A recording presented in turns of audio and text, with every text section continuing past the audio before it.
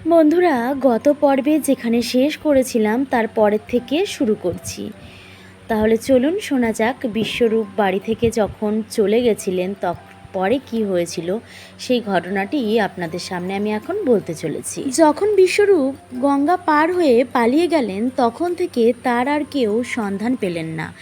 এমন শোনা যায় তিনি সন্ন্যাস গ্রহণ করে শঙ্করান্নপুরী উপাধি নিয়ে তপস্যার জন্য বনবাসী হয়েছিলেন। জগন্নাথ মিশ্র তার বড় ছেলের অন্তর্ধানের পর তার 5 বছরের ছোট শিশু বিশ্বম্বরেরও পড়াশোনা বন্ধ করে দিয়েছিলেন। জগন্নাথ মিশ্রের মনে ভয় ছিল পাছে লেখাপড়া শিখে এই শিশুটিও সন্ন্যাসী না হয়ে যায়। কিন্তু লেখাপড়া ছেড়ে 5 বছরের শিশুটি মাতল তুমুল দস্যিপনায়। কারোর কলা বাগানে পাকা কলা চুরি করা, গঙ্গা স্নানরত ব্রাহ্মণদের চাদর ও কাপড় জলে ভিজিয়ে বা লুকিয়ে রাখা, এই সমস্ত দস্যিপনায় সব সময় রত থাকত। এমনকি ধ্যানমগ্ন ব্রাহ্মণদের শিবলিঙ্গ চুরি করে নেওয়া, গঙ্গা স্নানরত বালিকাদের কোকড়া চুলে ওকরার বিচি ছুঁড়ে মারা ইত্যাদি রকম তার ছেলে মানুষের অত্যাচারের আর শেষ ছিল না। আর সবাই এই বিশ্বম্বরের বিরুদ্ধে তার বাবার কাছে নালিশ জানাতে লাগলো। অবশেষে প্রতিবেশীদের অনুরোধে বাধ্য হয়ে জগন্নাথ মিশ্র তার এই পুত্রটিকে টোলে পাঠালেন।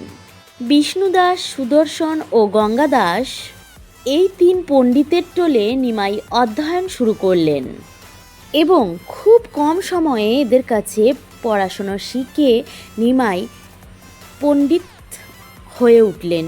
নবদ্বীপের সুধী সমাজের তিনি পরিচিতি লাভ করলেন।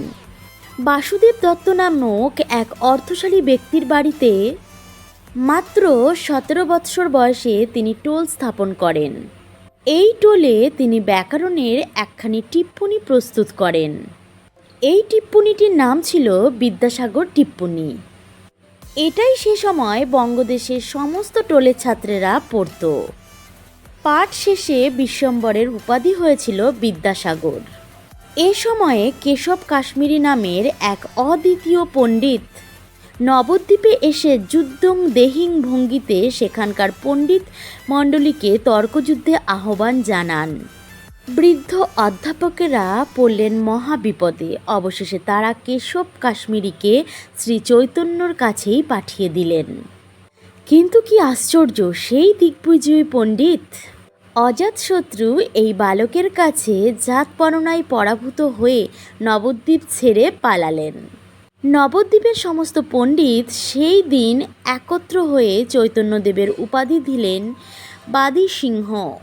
সুতরাং চৈতন্যদেবের গার্হস্থ্য আশ্রমের নাম শ্রী বিশ্বম্বর মিশ্র বিদ্যাসাগর ও বাদী সিংহ। এর কিছু দিনের মধ্যেই চৈতন্যদেবের পিতার মৃত্যু হয়। তার আগেই শ্রী চৈতন্যদেবের ঘরের লক্ষ্মী হয়ে এসেছিলেন লক্ষ্মী দেবী। শোকগ্রস্ত চৈতন্যদেব পিতার মৃত্যুর পর পূর্ববঙ্গে গিয়েছিলেন লক্ষ্মী দেবীকে সঙ্গে নিয়ে।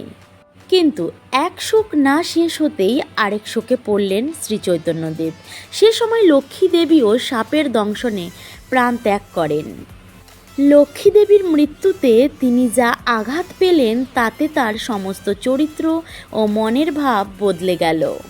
সেই হাসি পরিহাস নিরত চঞ্চল ও উৎসাহী যুবকের চিত্তে একটা অকাল গাম্ভীর্য দেখা দিল। তিনি মাতার কাছে থেকেও বিদায় নিয়ে পিতৃপিণ্ড দান করার জন্য তিনি গয়ায় গেলেন। পথে দেখা হলো ঈশ্বরপুরীর সাথে। ইতিপূর্বে চৈতন্যদেব ধর্মের কথা ঠাট্টা করে উড়িয়ে দিতেন এবং তাই তার প্রিয় বয়স্য গদাধরকে কতই না বিদ্রূপ করতেন। ঈশ্বরপুরীর গভীর ভক্তিমূলক শ্লোকগুলি থেকে ব্যাকরণের ভুলগুলিও তিনি বের করতেন। কিন্তু এবার ঈশ্বরপুরীকে দেখে তার চোখ থেকে ঘন ঘন জল পড়তে লাগলো। বৃদ্ধ বৈষ্ণবের পায়ে পড়ে তিনি কোমলপানা নারীর মতো কাঁদতে লাগলেন এবং যখন তিনি কুমারহট্ট ত্যাগ করে চললেন তখন ঈশ্বরপুরীর জন্মস্থানের মাটি নিজের কোঁচায় বেঁধে নিলেন। বললেন, এই মাটি আমার কাছে স্বর্গ হতে পবিত্র, এবং প্রাণ হতে প্রিয়। বলতে বলতে তার চোখ থেকে অজস্র জলবিন্দু ঝরতে লাগলো এবং তিনি ধ্যানীর মতো উদাসভাবে আকাশের দিকে চেয়ে দাঁড়িয়ে রইলেন। এরপর তার গয়ায় বিষ্ণুপাদ পদ্ম দর্শন। সে এক অপূর্ব কথা। চারিদিক থেকে শত শত পুষ্পমালা পাদপদ্মের ওপর পড়ছে। কত পাটের বস্ত্র, কত অলংকার যাত্রীরা সেই পাদপদ্মে নিবেদন করছে।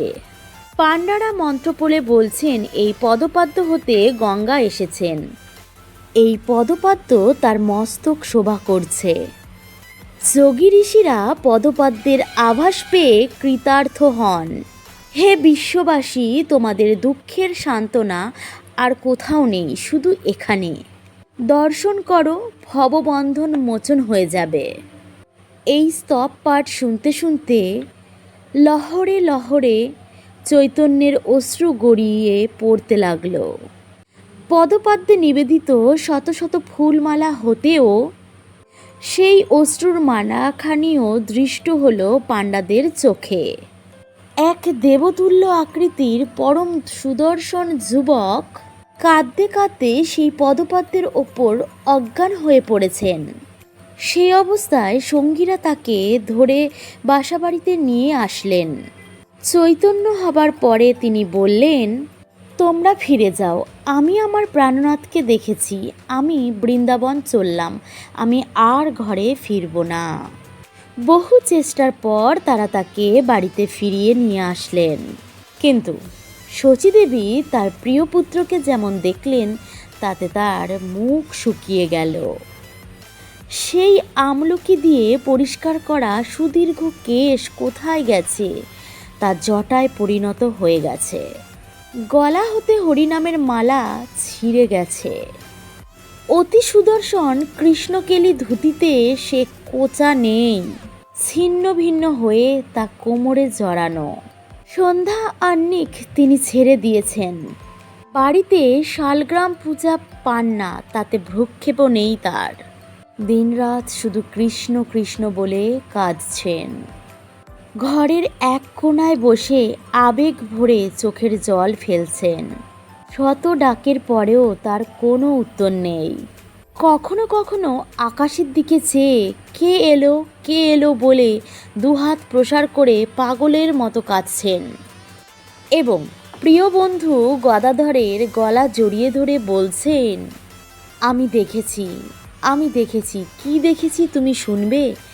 গদাধর সাগ্রহে শুনতে চাইতো, কিন্তু চৈতন্যের আর বাকস্ফূর্তি হতো না। কাঁদতে কাঁদতে গদাধরের কোলে অজ্ঞান হয়ে পড়তেন তিনি। সকলে বলল, শচী, তোমার ছেলে পাগল হয়েছে। একটি মাত্র ছেলে, স্বামী পুত্রহীনার দুর্দশা দেখে লোকে অত্যন্ত কষ্ট বোধ করত।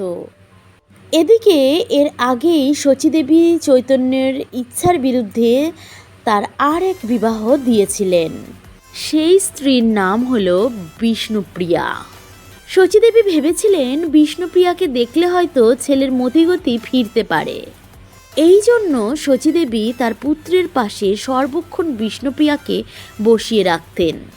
কিন্তু দৃষ্টিপাত করিয়াও প্রভু কোথা নাহি চায়, কোথা কৃষ্ণ বলে অনুক্ষণ।